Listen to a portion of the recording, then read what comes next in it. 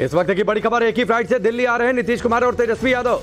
Flight में बैठे दोनों नेताओं की तस्वीर भी सामने आई है। ये देखिए, आगे पीछे बैठे हुए हैं, आगे नीतीश कुमार, पीछे तेजस्वी यादव, मुस्कुराते हुए दोनों।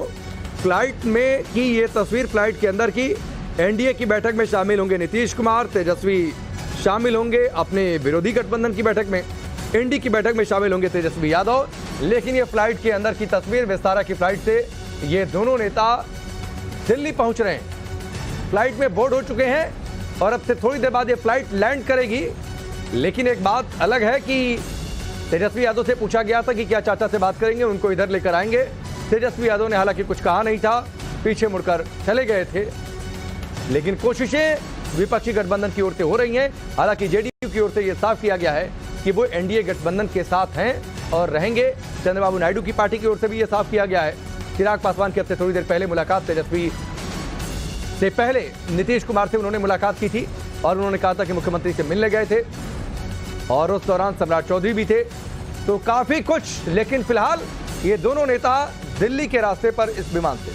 कि अखिलेश यादव का दिल्ली दौरा, इंडी अलायंस की बैठक में शामिल होंगे अखिलेश यादव। दिल्ली आने से पहले कन्नौज में जीत का सर्टिफिकेट लेंगे अखिलेश यादव।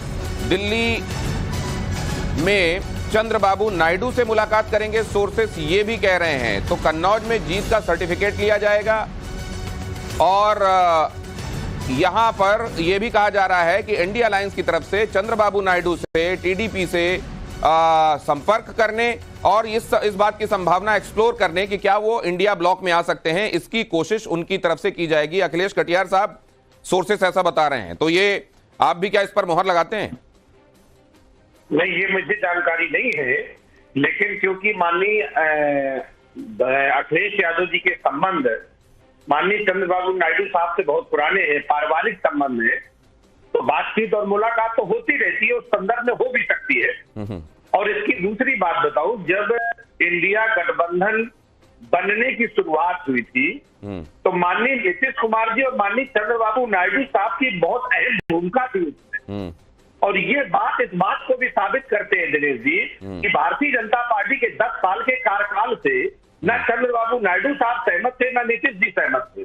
सरकार के फैसले से, सरकार की उपलब्धियों से, इसी वजह से इंडिया गठबंधन का जो फॉर्मेशन था उनमें दोनों नेताओं की बड़ी भूमिका थी। आज हालात जो भी है उसमें ये नेता जो भी फैसला ले, लेकिन भारतीय जनता पार्टी के बीते 10 साल के कार्यकाल से वो संतुष्ट नहीं थे और अगर वो फैसला कुछ बदल ले तो ये कोई बहुत आश्चर्यचकित बात नहीं होगी, एक बात। और दूसरी बात, अभी पटना से जेडीयू के कुछ नेताओं की बैठक हुई, उससे कुछ बातें जो पटना में हुई है, वो कहते हैं कि जो हमने जिसकी जितनी संख्या बारी उसकी उतनी हिस्सेदारी भी अब हम चाहेंगे कि देश एनडीए गठबंधन अपने में डाले, जाति जनगणना का एजेंडा अपने में डाले, संविदा में रिजर्वेशन का मुद्दा अपने में डाले, जुडिशरी में रिजर्वेशन भी डाले।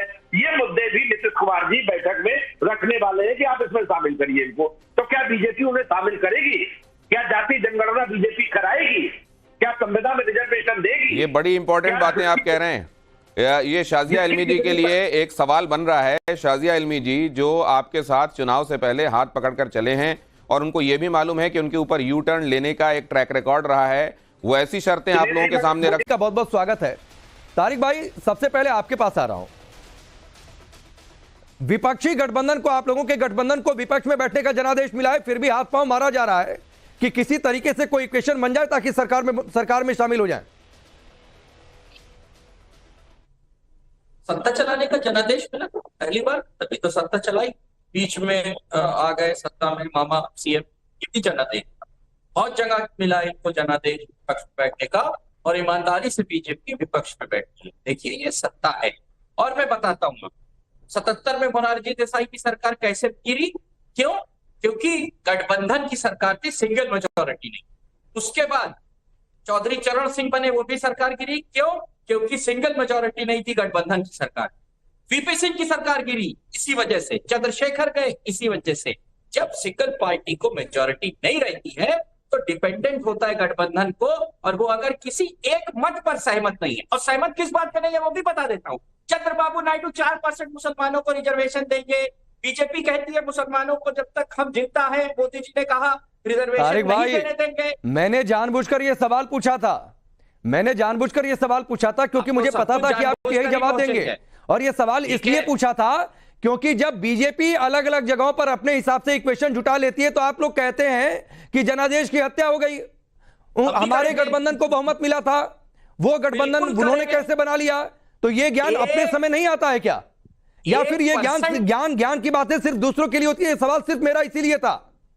लोकतंत्र में जिसके गठबंधन को बहुमत, अगर गठबंधन बदल जाता है तो वो सरकार चलाएगा, मैं इस बात को मानता हूं, लेकिन ये ज्ञान की बातें सिर्फ आप लोग तब क्यों करते हैं जब दूसरों की बारी होती है? एक जवाब आप दे दीजिए मुझे। चंद्रबाबू नायडू मुसलमानों को 4% रिजर्वेशन देने जा रहे हैं, क्या बीजेपी इसके साथ? अरे तो आप इस बात का जवाब दे दीजिए कि लेफ्ट पार्टी ने कहा था कि एटम बम खत्म कर देंगे, उनके मैनिफेस्टो में है, आप साथ है ना उनके? सरकार बनाएंगे तब बताएंगे ना। आप साथ है ना उनके? या फिर आपने गठबंधन से बाहर कर दिया है कि भाई ये तो एटम बम ही खत्म कर रहे हैं? जब सरकार बनाएंगे इसका जवाब नहीं तो बताइए ना फिर, तो अभी हटा दीजिए कि हम नहीं साथ में हैं। ये लेफ्ट पार्टी का विचार हमें पसंद नहीं है, हम लेफ्ट पार्टी को इस गठबंधन से बाहर करते हैं और चंद्रबाबू नायडू को लेकर आएंगे क्योंकि हमारी उनकी सोच एक है। आप नीतीश का तो कायदे से तो गठबंधन ही नहीं करना चाहिए था। दिलवाइए, अभी बताऊंगा। नहीं, मैं कौन सा समर्थन दिलवाता हूँ? अरे तो सरकार, मैं कह अरे तारिक भाई, मैं समर्थन दिलवाने वाला नहीं दिलवाने वाला कौन सा हूँ? आप मुझे जवाब दीजिए कि चंद्रबाबू नायडू साथ में है, बीजेपी सरकार बनाने जा रही है, मुसलमान को 4%। अरे तारिक भाई, थोड़ा सा गणित अगर समझ लेते तो अगर चंद्रबाबू नायडू नीतीश कुमार दोनों आपके साथ आ जाए तो भी आप लोग सरकार नहीं बना पाएंगे, तो भी 10 नंबर मेजोरिटी से कम रहेंगे, तो भी 10 जुटाने की चुनौती रहेगी। 234 है आपका गठबंधन, 16, 12, 28 आ गया तो भी कितना पहुंचेगा गिन लीजिए। पढ़ा लिखा नहीं हूं, 6+4 नहीं जोड़ पाता, सरकार 6+4 = 7 होता है। पढ़ा लिखा नहीं भाई, आप लोग पढ़े लिखे आदमी हो। नहीं, मैं आपकी नहीं तारिक भाई, आपकी पढ़ाई पर सवाल उठाना मेरा मकसद नहीं था। मैं सिर्फ ये कहना चाह रहा था कि 16, 12, 28 अगर नीतीश कुमार चंद्रबाबू नायडू दोनों को भी जोड़ लीजिए तो भी बहुमत से 272 से 10 कम रहेगा गठबंधन आपका। मेरा चेहरा अच्छा था इसलिए अखिलेश जी ने मुझे प्रवक्ता बना दिया। 6+4 = 8 होता है, मैं इतना जानता हूं। कल अगर हम सरकार बनाने जाएंगे बड़े भाई, तो जो एटम बम वाली बात है उस पे जवाब दे के जाएंगे, लेकिन आज बीजेपी बनाने जा रही है, चंद्रबाबू नायडू मुसलमानों को राधिका खेड़ा, आपने तारिक खान को सुना। कोशिश तो हो रही है और अखिलेश यादव को बड़ी जिम्मेदारी दी गई है कि किसी तरीके से नीतीश चंद्रबाबू नायडू को लाइए, भले उनका गठबंधन का बहुमत हो या ना हो, आपको गठबंधन के नीचे ला दिया जाए, बहुमत के नीचे ला दिया जाए। नमस्कार। देखिए, बहुत ही हास्यास्पद स्थिति है इंडिया अलायंस की। उनकी टोटल सीट इतनी नहीं है जितनी अकेले भारतीय जनता पार्टी की है, और इनके जो सबसे मेन है, जो प्रधानमंत्री का इनका चेहरा होंगे कांग्रेस पार्टी, अगर आप उनके पिछले 3 चुनावों के नतीजों को ऐड कर लेना तो भी वो भारतीय जनता पार्टी के आज के नंबर तक नहीं पहुंची। तो ये जो सपने देखने का ये लोग काम कर रहे हैं, देखिए सपने देखना सबको हक है, लेकिन सच्चाई ये है कि देश ने एक बार फिर एनडीए गठबंधन को मैंडेट दिया है और एनडीए की सरकार बनने जा रही है। ये लोग इसको जितना जल्दी एक्सेप्ट करेंगे उनके लिए अच्छा है, क्योंकि आने वाले समय में बहुत प्रदेशों में चुनाव भी है। और सबसे महत्वपूर्ण बात, पहले तो मुझे ये बताइए कि ये क्या गारंटी है कि इंडिया अलायंस का गठबंधन बना रहेगा और इनके यहाँ पे कोई तोड़ नहीं हो जाएगी, ये सब साथ चलेंगे? क्योंकि अभी तो बहुत सारे झगड़े होंगे। क्या इन लोगों का गठबंधन आगे जाके विधानसभा चुनावों में भी चलेगा? वहां पे कौन किसको कितनी सीट देगा? क्या आने वाले समय में दिल्ली और हरियाणा में कांग्रेस पार्टी और आम आदमी पार्टी साथ रह पाएंगे? क्या सपा और कांग्रेस साथ रह पाएंगे? उत्तर प्रदेश में भी देखने वाली बात है। लेकिन मैं फिर कहूंगी, सबसे जरूरी बात यह है कि अभी नंबर्स और क्लियर मैंडेट एनडीए को मिला है। और ये जो बात कर रहे हैं कि जिसके पास कम वोट है सरकार गिर, अरे आप लोगों ने तो यूपीए 1 यूपीए 2 चलाई थी, उसका नतीजा आपको क्या मिला?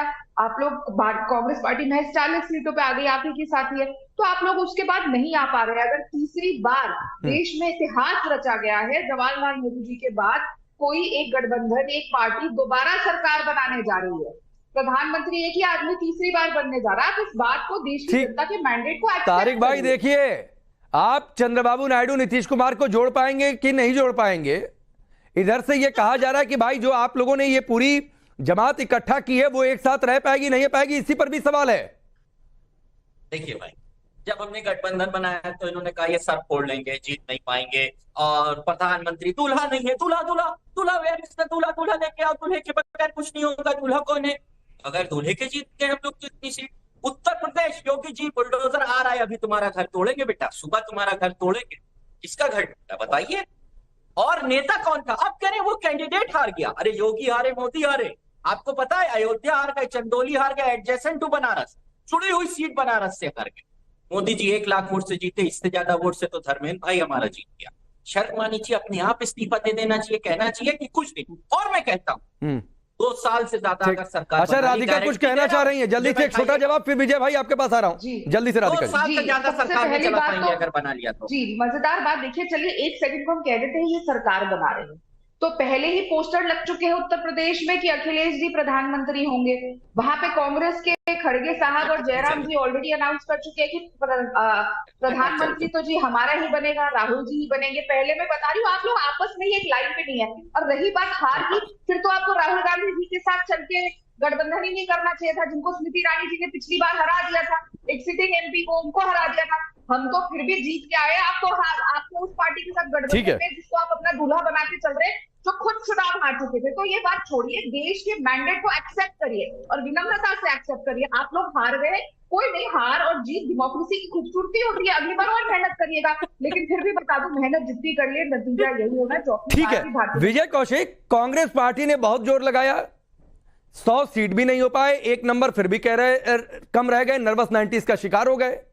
अब ये कोशिश हो रही है कि किसी तरीके से जोड़ तोड़ कुछ कर लिया जाए।